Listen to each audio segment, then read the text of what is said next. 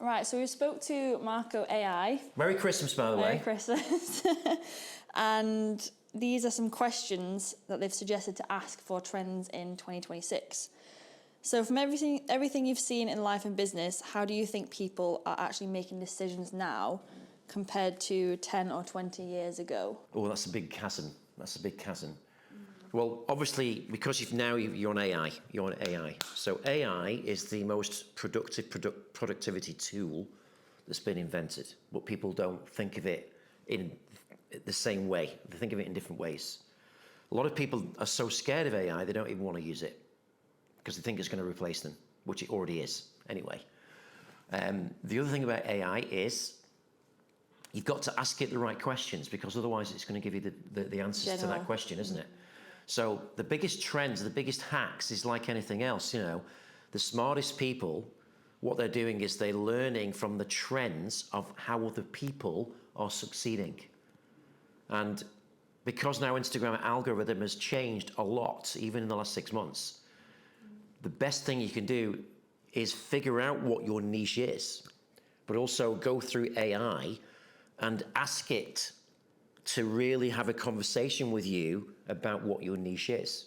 Because the more specific the niche is, the more valuable it is to that person who is looking for that particular thing.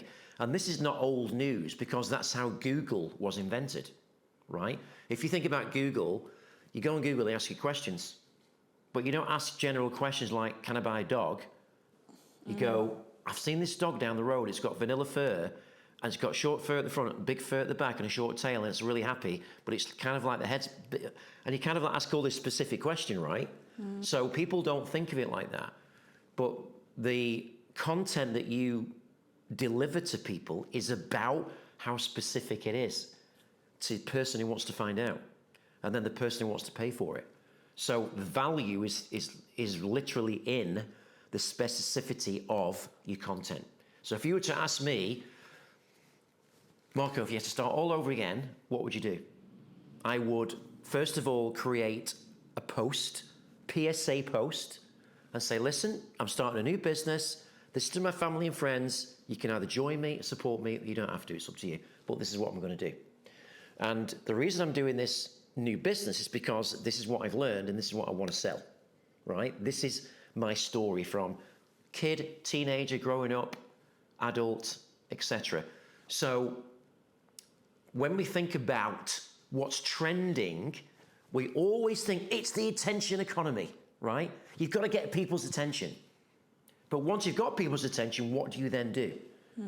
So 2025 and 2024 to a degree was all about attention. And it still is a lot about attention. But now the facts are that there's 38% more content being produced online by people using AI. Compared to when? Compared to a year before. Right, gosh. So the people that are producing the content are using AI to be more productive, but it's so perfect. And it actually works because it's getting the copy in the right order, getting the picture right, all this kind of stuff that people would have a headache doing normally.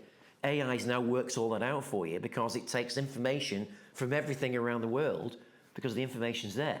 And the reason people succeed is because they can distill information and translate it to make it into value, right? What people are looking for. But of course, you've got to know what your value is. And your value is only determined through the story and experiences that you've had in your life. So, have you heard of a philosopher called Friedrich Nietzsche? Nietzsche is an amazing philosopher, right? You'll know what I'm saying now, but he said, one of his famous lines was, what doesn't kill you will make you stronger. Have you heard that line? Yeah. So he created that. And what he said, he didn't mean literally you're going to die, right? What he meant literally is, if you have a problem and you let it stop you, then you're going to die. Your future's going to die. Yeah. Does that make sense? Because you're like the obstacle, you're just letting it go straight Exactly, away. yeah. So if you say, if it doesn't kill you, it's going to make you stronger, that means there's actually a great meaning to this. It means that you can learn to overcome any problem, and when you do that, you're going to get stronger, become more resilient. And what people are looking for is they're not looking for more information. what they're looking for is a kind of authority in someone's story where they've actually lived through the exact problem that they're going through themselves now, but that person doesn't know how to solve it. And I'm talking not just the skill, I'm talking about the courage, right?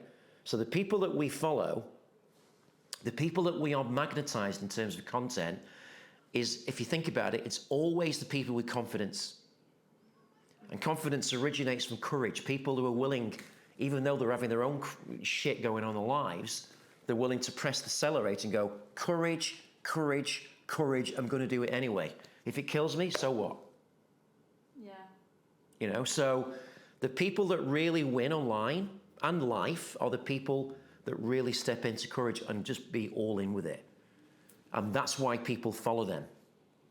Now, when those people have really embodied that courage and their wisdom, and they start storytelling, that's when the huge trend is now going, because AI is so perfect, but it's very sterile.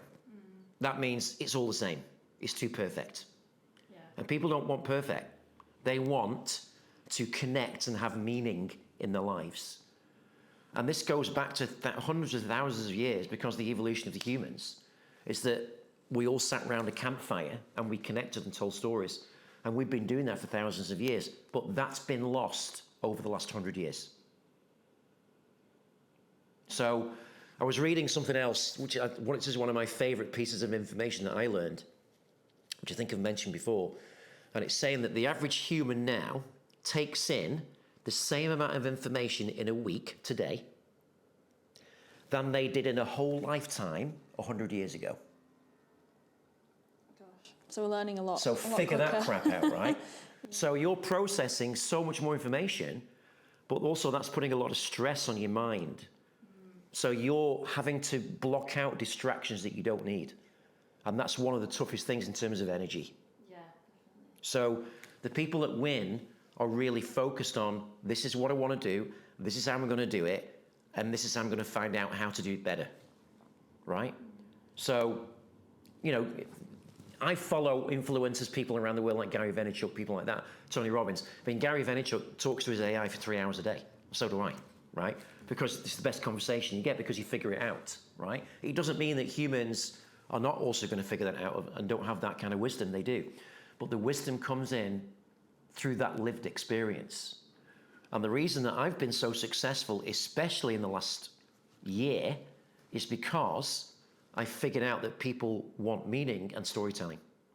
And also, people want to tell their story of where they've been, because it's also a healing process.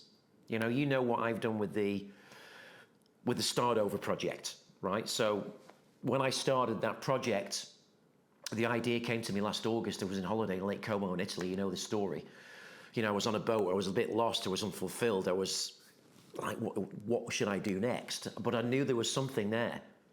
And that's why I went to that place, because I knew the answers were there. And I asked the question, what should I do? I need to do something big. And the universe said, why don't you ask people to share their story of courage through the lens of how you would want to show up to your former self when you were going through that really big, overwhelming problem, right? Yeah. And when I did a live on Instagram, I was going to do a book for 10 authors, and literally the 10 spots were filled within a minute.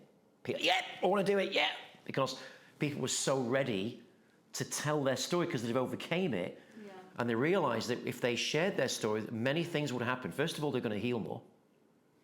Secondly, they're going to help other people in that situation now. That's a really big pull for a human, because the biggest fulfillment for us is to serve another human being.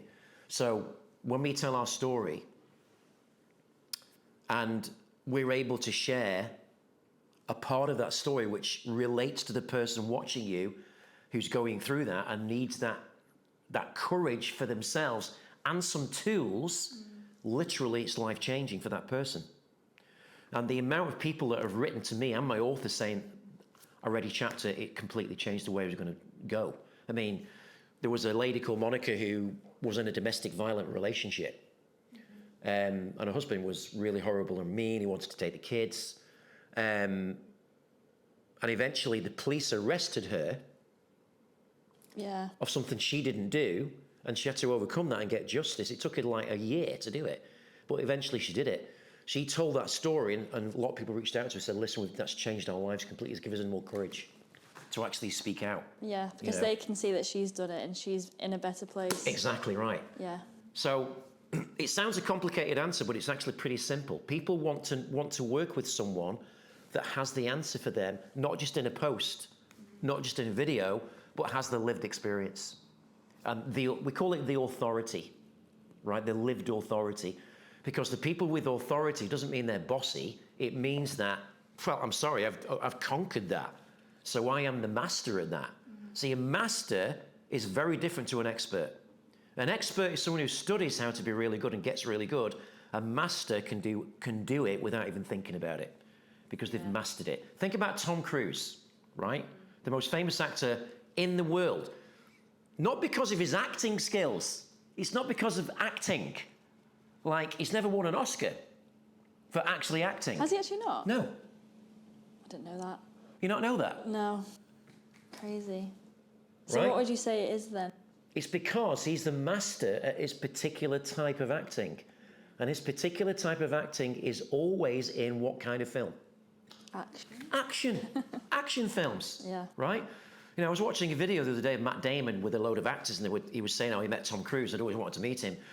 And he was having this dinner with him, and he said, yeah, I've always wanted to ask you, what made you do these stunts? He says, well, these stunts, I've always been thinking about it for years and years. I've always wanted to do something and do something first and show people that it can be done. Yeah.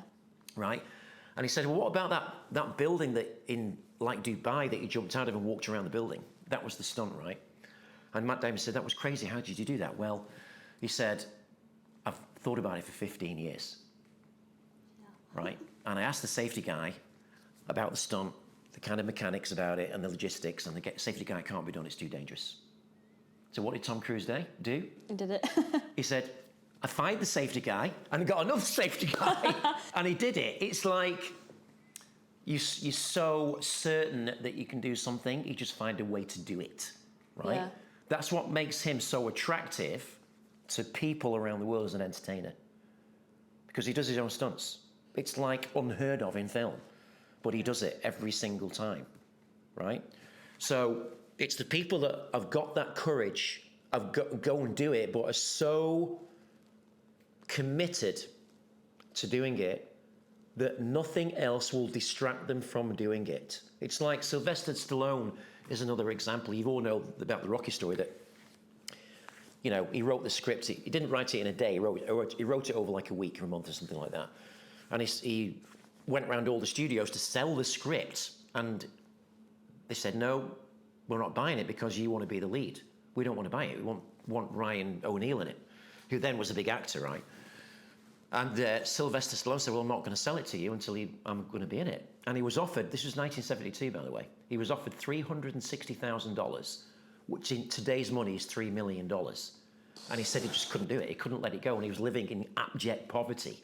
And what he said was he used to black the windows out in his room, had no distractions, and he wrote, and that's what he did.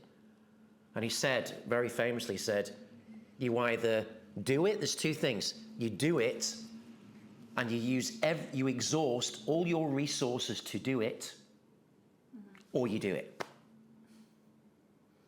And he said, either way, you're going to win, right? But he said most people today, they don't exhaust their resources. They put a limit on what they think they can do because it gets too hard, because they keep getting no, failing, keep getting no, failing, keep getting no, failing. And we are living now in a very simulated world because of AI, because it's too easy. But people are realizing that it's actually, it's not as easy, because the people that are younger are finding it very difficult. Because you see on social media, everything's perfect. Yeah. And people think, oh, it's easy, but it's not easy. But the people that see that it's easy are not willing to put the work in and find out behind the scenes actually what that person did to get to that level. You see what I mean? Because everybody wants it now, right? So the reason I'm successful and other people like me is because I tell my story of how I got from this point to that point. Yeah, you don't just go, oh yes, here I am living my life. You know, you show the steps with it as well. Yeah, I mean, recently I was attacked online, heavily attacked, by very jealous ex-clients who wanted my success, but were not actually willing to work for it, and started their own film company and went against me and put a load of crap online, right? Which got to deadline, okay, but it's just a hit piece on me. It's just a jealous hit piece on me. Yeah. But what the great thing about that was, because when it happened, it wasn't very nice, right? Even for me, and I'm strong as fuck. When that happened to me, I thought, what doesn't kill you makes you stronger. So what it did, it made me go back 30 years into my past and dig up all the proof that I had to prove that what I say I've done, I've actually fucking done it. Yeah. Right? To the extent of, thank God, my old colleague, Lisa Dodds, who was my sales director, who's now the owner of MedSolve UK, multi-million-dollar company. She said to me, Marco, I've seen what's going on. I think it's disgusting. I want to help you. I've got a video of you giving a presentation at Sanko Resorts when he did 40 million in sales in 6 months and did $1 billion over the next few years. Do you want me to send it to you? She said, bloody hell, find it. And she couldn't find it. It was, look, it's in my mum's house. It's 30 years old, this video, right? It's 27 years old. And eventually she found it and sent it to me, and I'm like, oh my God. And I posted this video with all the evidence, and then people shut the fuck up. But the thing is that the lesson in that is that you have to document the evidence for people to trust you. Yeah, definitely. Because there's so much bullshit these days, right? People say this and actually it's not true. People say that, it's not true. But a lot of people think it's true. And the people that think it's true end up not having a great experience because actually it's not what they think it is, you know? So you've got to document everything you've done, even if you're your age, even if you're younger. You know, you're doing stuff now and you're documenting that stuff so you can turn that into a course. You can turn this, how to make a podcast over Christmas and ask your parents about their stories, into a course, you know, and people want to buy that. Yeah. Because if you think about it, the reason why people love and actually have the interesting thing about this Christmas more than any other since COVID is that this has been a bit more magical than other ones since COVID. People have taken a bit more time. People are connecting with the families more. People are taking more time out. And if you actually analyze it, they actually are, right? And they're actually chilling out more, spending more time with the loved ones and the families and, you know, connecting over that campfire, that metaphorical campfire. Yeah. Right? And that campfire, because it's been missing for so long, you know, where do people meet together and have that experience? You know, do you go for dinner every week? Do we bring a takeaway to your grandma's house every week? Or do we have the TV on? But if you made one evening a week, because that's easy, just connect and tell stories to each other. What's happened to your week? What happened? Tell me what happened. How can I help you? That actually would help you grow so much more, but it will also give your life meaning. Yeah. And right now there's such a lack of meaning that people are yearning for that connection in another human being, but a real, true connection. And one of the reasons people love working with me, and you've seen recently all these people that have started working with me and what they're saying about me, not because of I'm a narcissist, right? But because of who I am as a person. It's my identity. Because you know and I know I'm one of the kindest humans you've ever met. Yeah. And I've never changed. And that kindness is the reason Lisa reached out to help me and found me a video 27 years ago. Does that make sense? Yeah. Does that make sense? So kindness is such an underrated quality that people don't use because they think kindness doesn't make money. You've got to be fucking ruthless to make money. But even Gary Vaynerchuk and the top people say, listen, you've got to show your humility. You've got to show that you're interested in the other person's development, right?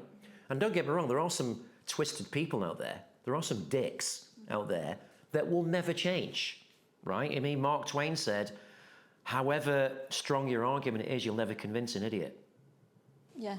Even if you're right, you know? So it's not about those people. It's about even Jesus Christ didn't go to towns where they were convinced they were Muslims instead of Christians. Well, actually, Jesus Christ was born 6 centuries before Islam. just a little matter of incidental fact there, which people don't. A lot of people online these days, there's so much hate, but there's not much truth and research to it, you know. I've just got Saul calling me. It's my brother. Okay. By the way. Okay. 1 second. Right, next question. What advice would you give about becoming unshakable in who you are? Unshakable is a place where, of course, you're confident about yourself. So this is an identity question. Mm-hmm. And an identity is who you are, knowing who that person is. So if I asked you a question, who would you want to be as your ideal future self in the next 5 years? What would that person look like? Resilient. Yeah. Confident. Yeah.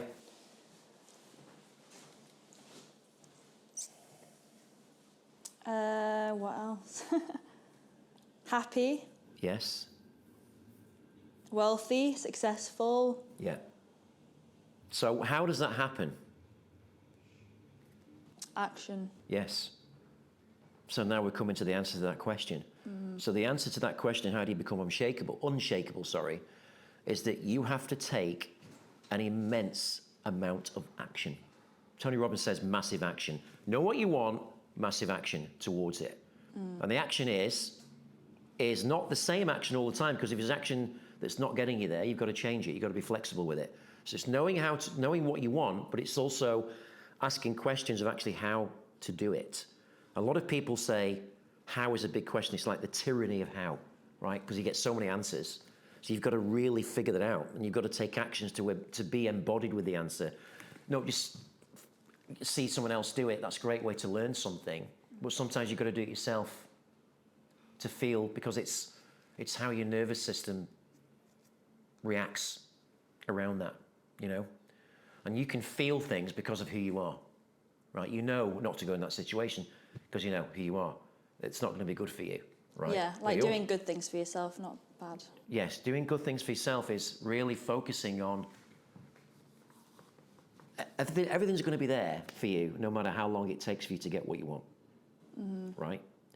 And saying that, the unshakable part of doing that is that you've got to be enjoying the process. Yeah, 100%. There's no point doing it just because you think you'll be rich. Like, you've got to actually enjoy the process. So that means that your actions have to be in alignment with your desires, right? Mm-hmm. Most people find that very difficult to actually achieve because most people's actions are in alignment with the fears. Like, oh my God, what if it doesn't happen?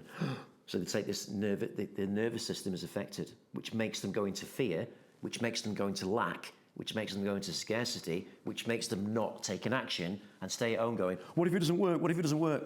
What if there's no leads? What if there's no phone calls? What if there's no sales? I'm guilty of it as well, you know? But that's real discipline to do that. Yeah. And the thing is that the more you've achieved, the more it's easy to access the positive action. Mm-hmm. For people, it's so easy to access what's wrong. Oh, the weather's shit, my relationship's crap, we had an argument, my house has fallen down, I've got no leads, I've just had a bad... People moan. The English culture is like that. But actually, it's the world culture is like that. It's so easy for people to say what's wrong. Why don't you just try accessing what's right? Yeah, definitely. You know, what is right with your life page? Loads of things. Such as? Lovely family, great support, lovely boyfriend. You're not mentioning your brother yet. I said lovely family. You know, I have a roof over my head, clean water, I can walk, I can breathe. There's loads of things. Coffee. Right. So when you say those things, how are you feeling? Positive and happy, and I don't know. Because it's impossible to be in gratitude and appreciate and suffer at the same time. You can't do it. It's impossible. But people choose to suffer first rather than have gratitude. Yeah. And gratitude is where you feel that you've got this kind of wholeness feeling about things, and you realise that you've got a beautiful life, but you just need to step back a minute, let me catch my breath a minute and enjoy it. Yeah. you know. Yeah, So that's one of the reasons I go walking every day. I cannot function without doing that because it's physiology. So I'm getting in the right state physically, but I'm connected with everything about me and being grateful about it, and then doing it what I need to do. I can't stay in somewhere and work in a dark room. That would just completely, you know, wouldn't be productive for me at all. So you've got appreciation, you've got gratitude, and then you've got, again, courage to take an action. Because what gets you to take action is the courage. Because the courage part is, it might not work, but courage does it anyway. Yeah. But you learn how not to do it by taking the action physically with your whole body, with your whole psyche, you know?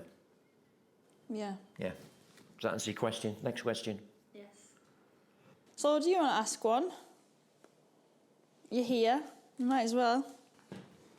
This is Saul, by the way, my brother. Hi guys. Question number 3. Yes, question number 3. Go on. In your experience, what cuts through noise, volume, or conviction? What cuts through conviction? Nothing cuts through conviction. Again, it's the same kind of narrative that I'm sharing today. It is what cuts through everything is absolute focus to know what you want to do. And a lot of people don't know what they want. Even you don't know what you want sometimes. I still don't know what I want. You said to me the other day, don't have a purpose. I want to get some scale electric cars and play with them all day, right? Yes, exactly. What cuts through everything is knowing what you want. It's the knowing. It's the certainty. It's the certainty. So you know what you want from you know.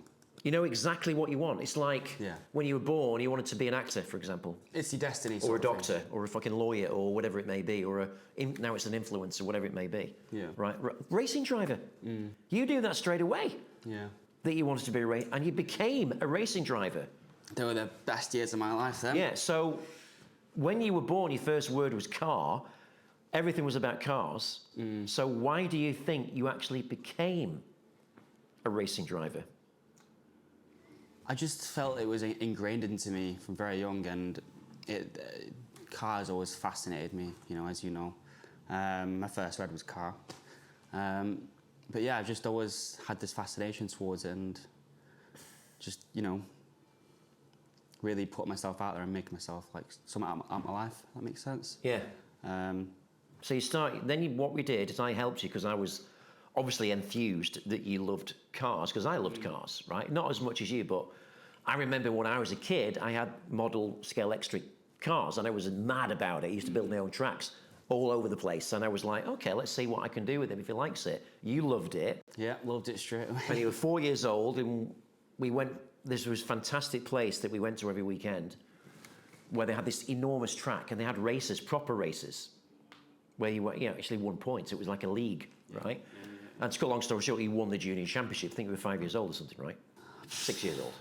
I can't even, it was so long ago that. So when that happened, how did you feel? That was like a sense of achievement for you? The feeling was addictive for sure. Yeah. And that's what sparked everything else. And I just wanted to chase that same feeling this whole time. And I did do. I had a great few years, and well, there's more to come, I suppose, isn't there, mate? There's more to come, but let's just talk about the steps. So you went to Scale Extra, then we took you to your first go-karting. So yeah, we went out. Experience. Yeah, went out to. It was in Malaysia. They sat me in a car, and I did a few laps, and then you tied a rope on the cart. So he was there like making sure. What we had to do is take the go-kart into the car park because you'd never driven one before. Yeah. I had to have a rope behind you in case you went off somewhere. Yeah, I actually vividly remember that as well. Yeah, and that's how we got you started, and then eventually went on the track. Yeah. I came over to England and then started doing indoor karting, won all that, and then did outdoor stuff, and then we're going to go into cars. But what did you learn about yourself in terms of how you actually win a race? What did you learn? You've got to want it more than anyone else. Yes. So there you just answered the question. Yeah. You've got to want it more than anyone else. That's what cuts through every other bullshit. Yeah. You can make excuses all day long, and I certainly did. I mean, everyone does, but yeah, you just gotta know what you want and just not, not take any shit. You've got to exhaust every single resource to get there, and you'll do it. Okay. That's it. Next question. In your view, why do the most capable people often stay quiet, and what does that cost them? Why do the most capable people stay quiet, and what does it cost them? Well, that's a big question. It can be taken a lot of ways. I mean, I'll take it the way I'm going to explain it to you now. Being quiet is not a bad thing.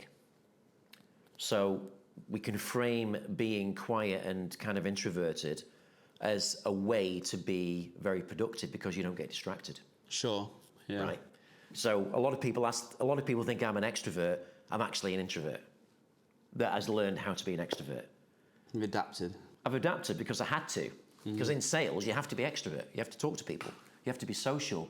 But I was very awkward at being social. Still am sometimes. I mean, if you said to me, go and talk to a girl in a restaurant or a pub, like, I'm crapping myself, I'm going to get rejected, because it's something I've always had a problem with. But I think being quiet and introvert is a fantastic asset to really leverage into being very productive, especially when you know what you want. Yeah. Right? Because even you, when you were racing, you were very quiet. You weren't like out on social media. Well, I stayed away from the noise. You stayed away from the noise, yeah. Yeah. Stayed away from the distractions and all that. So being quiet is great as if you use it to be productive. What can it cost you? Well, obviously socially, it could cost you. You're not going to, sometimes you might not want to make content because obviously now, if you want to have a business, you've got to do social media. Yeah. If you want to have a successful business, for sure. Unless you have a business which is quiet, a boring business. So can anyone tell me what a boring business could be? Librarian? Yeah. Library? Well, that's not a business, is it? It's an occupation. Oh, sure, yeah. But I'm talking about owning a laundrette. Yeah, of course. Owning a recycling company. What even Elon Musk, one of his companies is called the Boring Company. Yeah. But do you know what that company does? It bores holes under the ground and makes transport links. Actually make flamethrowers as well. Yeah, it's I saw. insane. So, and Elon Musk is quiet, but look what he's produced. He's he's our Einstein. And but as far as it's costing you, well, the only way it's going to cost you in context is if you have a business where you're not feeling confident to go out and speak about it, I guess, right? I hear that. Next question. From your perspective, what are the biggest mistakes people make when trying to get ahead, so to speak? When trying to get ahead, you mean trying to advance to the next step? Sort of, yeah, I mean... The biggest mistake, I can tell it's very easy to answer that. The biggest mistake people make in trying to get ahead is not asking the question, what do I need to learn to get to that place next? Okay. A lot of people undervalue learning because they've been 15 years at school. You start school at 4 years old. Yeah. You leave at 16 if you don't go to university. 18, sixth form. Like 20 years, if you like. It's also severely outdated, the system. Academically entrenched in society that doesn't really serve you unless you're not a doctor, a lawyer, or a profession like that. Yeah. Right? Exactly, yeah. So what people have when they leave school or university, I don't want to learn anymore, I'm fed up with learning, I've just been doing it for 20 years, right? Mm-hmm. So therefore, they've got this like anchor that learning's not going to be good for them. Yeah, well, subconsciously, of course it's going to be. So they're anchored in not learning something because they don't feel good when they learn because they've not gotten anything from what they've learned. So the best advice to get ahead is to understand your ability to learn new things is your greatest asset. But it's actually what do you need to learn? And the reason that I've got through very volatile periods of my life, right, from the beginning, is because I eventually figured out, let me ask this question. And every single time I ask that question, I get the answer. You don't ask, you don't get. Right? Every single chapter I've got the answer. And you've been around a lot of my life. You weren't there, obviously, the first 27 years. But you've seen it, you've been the eyewitness to what I've done. What did I do? You think I just go on social media every day and post? And that's it. You don't think I do anything else. You don't think of buy courses, go and mentor and get coaches, spend thousands and thousands. You just reinvest all your capital. I just reinvest my profit in learning Knowledge. what to do to get to the next step. But what I've been really good at is finding actually what it is. Because a lot of people go to the wrong information. And then we're crossing over onto that another question that you said, all these people giving advice online, and that seems the right answer, it's so easy. But actually, they're not, because they're not embodied, they've not achieved it. And I'm very good at seeing patterns in people's content when I think, is that bullshit or is that actually true? Mm-hmm. I think you're getting better at that, aren't you? Yeah, for sure. You're getting better at that. AI tends to hide it more, but the thing about AI, because it's so clinical and so sterile, it's kind of easy to spot it. I mean, there are so many people on Instagram giving advice about how to use AI, how to get better content, how to get more views. There's so many of them. There's hundreds of thousands. How does one person stand out amongst them? That's the question, isn't it? Proving it. That is the question. Right. And that's the storytelling. That's the authority. That's the master at what you do, and that's the documenting your past life of I've actually done this shit, brother. Look at this. That's when people shut up, you know. So, yeah.